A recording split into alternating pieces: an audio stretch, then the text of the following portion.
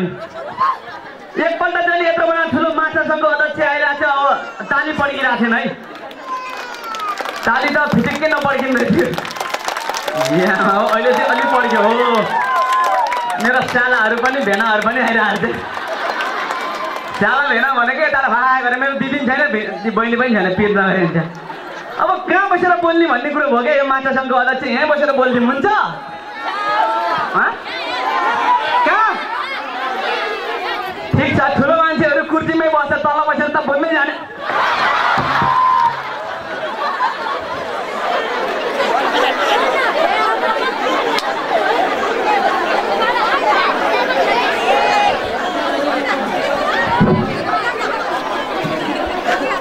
धनले झाड माझ्दैन आफूले झाड माझेर करङ निसिन ला उन्दा चाहिँ गरी जान्छ मान्छेको झाडबाट करङ निसिन लगाएर न हे फोटो हान्नु चाहिँ एउटा पोज दिनु पर्यो नि त दादालाई अर्को हान्नुहुन्छ भिडियो हान्नु लगाएर यताबाट हान्दै हुनुहुन्छ सानो नानीले अर्को पोज है दाँतको मात्रै दिदीले फेरि मेरो दाँत देखेर के भन्ने थाहा छ बजेको दाँत चाहिँ साह्रै राम्रो रहेछ टेन्सन नलिनुहोस् क्लोजअपको चाहिँ के भन्छ त्यो क्लोजअप के भन्छ नि खिसिस गरेर यता आएका त्यसको चाहिँ कमानु पहिला उता अमेरिकाबाट त्यो दाँतको उयोमा खेल्न बोलाइरहेको थियो म गइनँ फोटो हान्नु हो अलि यता हान्दिनुहोस् एउटा फोटो उहाँले त अलि म त फेरि स्टाइलको त धनी नै हो क्या अझै हान्नुहुन्छ ठिकै छ पुग्यो भयो भयो भयो मुना दिदी यता आउनु न एकपल्ट प्लिज आउनु न आउनु न प्लिज साँच्ची भने त अहिले ठिक आउनु न मेरो फेरि एउटा समस्या छ केटी अगाडि आएपछि पहिले कक्रा कुक्री भइहाल्छ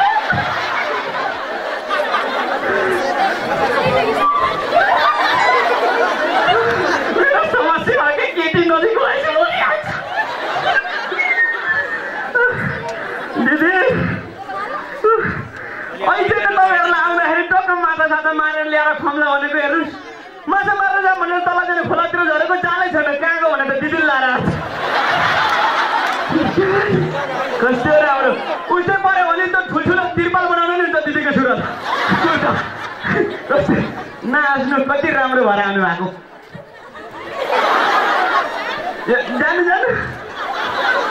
समस्या हुन्छ यहाँ बसेर भने कोही हालिन्छ त्यही पनि मुनाजीले के भन्नुहुन्छ थाहा छ अघि नै गीत गाउँदै गाउँदै उहाँको शब्द हेर्नु न गीतमा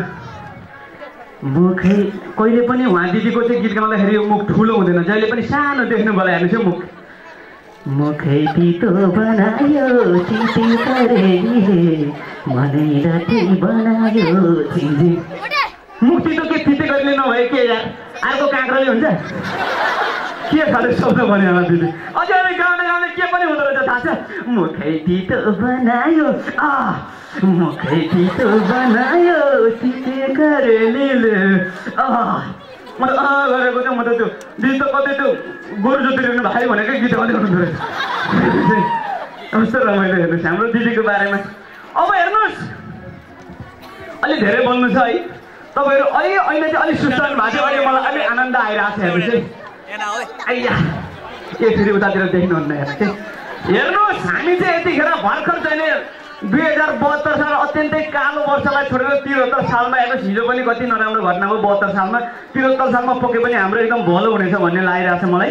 72 सालमा एकदम ठुलो नाकाबन्दी भयो अहिले पनि काठमाडौँमा हुन त नाकाबन्दी हट्यो भन्छन् तर बाइकमा तेल हाल्न जाँदाखेरि जहिले पनि लाइन बन्नुपर्छ हेर्नु हो त केटा हो उनीहरूलाई थाहा छैन त उनीहरू बाइक चलाउँदैन यतापट्टि हो तिमीहरूलाई थाहा छैन यतैपट्टि चढेर हिँड्छौ तिमीहरू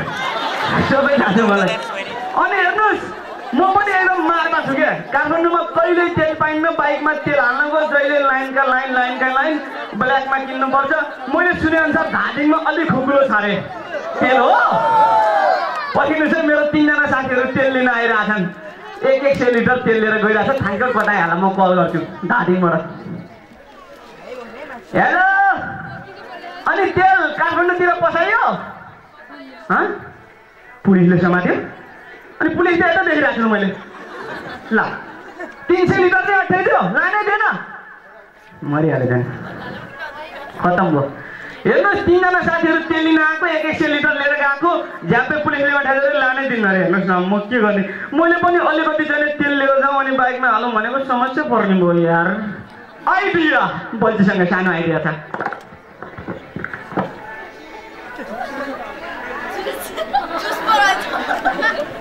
त्यसो त्यसको लागि तेल खाइरहेको अब यसरी घटघट खाइयो हेर्नुहोस् तेल खाना त खायो तर मैले एउटा कुरो भुल्नु हुँदैन अब यसरी तेल खाएपछि धादिङमा पिसा फेर्न मिल्दैन सोचे गएर बाइकको ट्याङ्कीमा हेर्नुहोस् है अब हुन त मसँग यहाँ हाम्रो चाहिँ पार्वती राई त्यसै गरी हाम्रो मुना दिदी पनि आउनुपर्छ उहाँलाई टन्न तेल खाएर गएर बाइकमा हाल्नु हुन्थ्यो बाइकमा हाल्ने बेला समस्या हुन्छ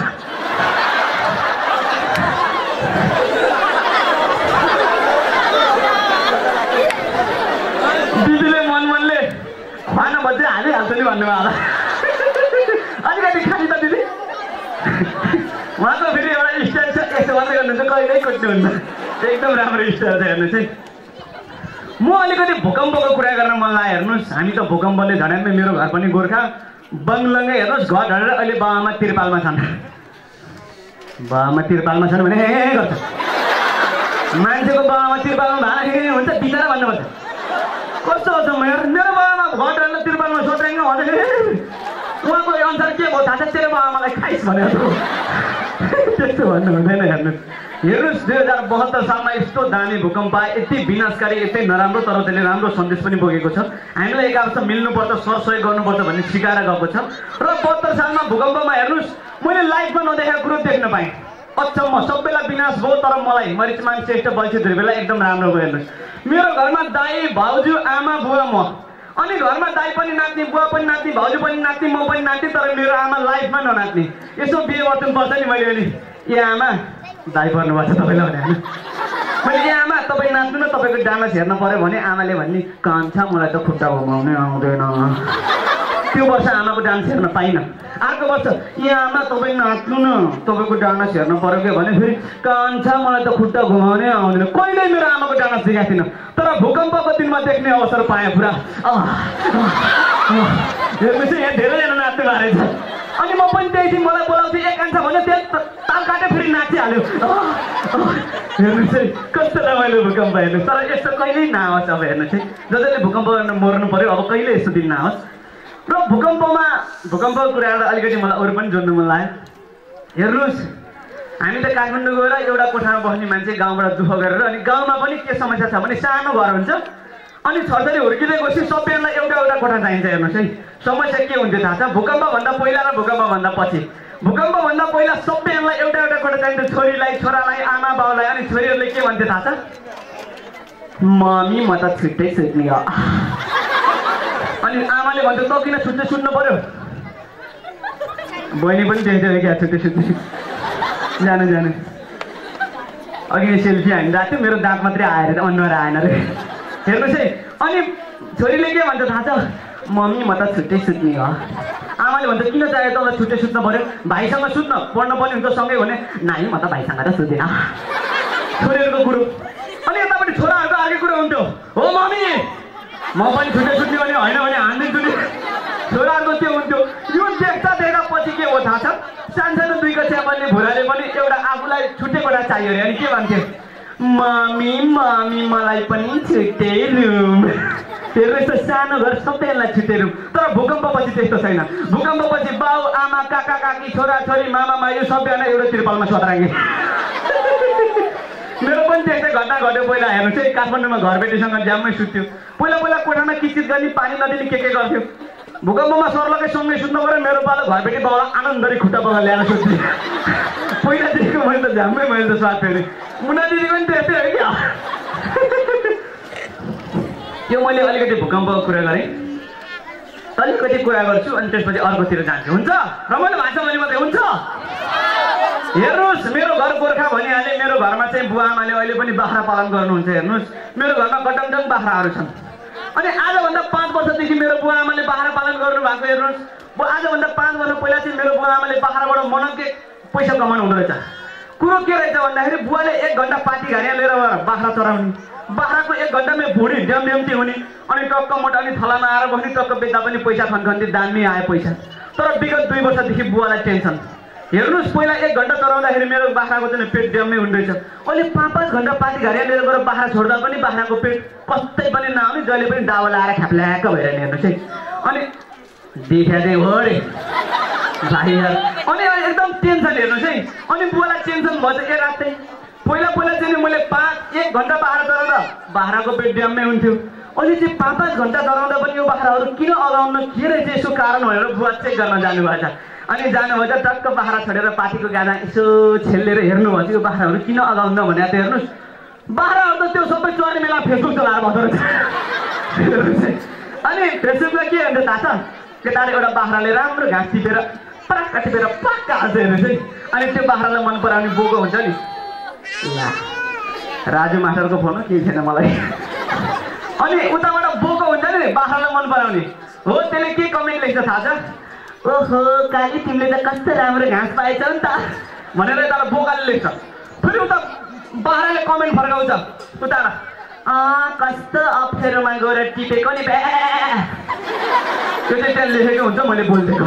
बाख्राले। हेर्नुहोस् है यो फेसबुकमा फोटो हाल्ने भनेपछि मलाई अचम्मको कुरो याद आयो। हेर्नुहोस् पहिला जमानामा फेसबुकमा अर्कै स्टाइलले हामी फोटो खिच्दा अर्कै हुन्थ्यौँ, अहिले अर्कै हुन्छ। पहिला हाम्रो बुवा आमाको जमानामा अलिक सबै हुन्थ्यो। दा एउटा फोटो खिच्दिनुहोस् त,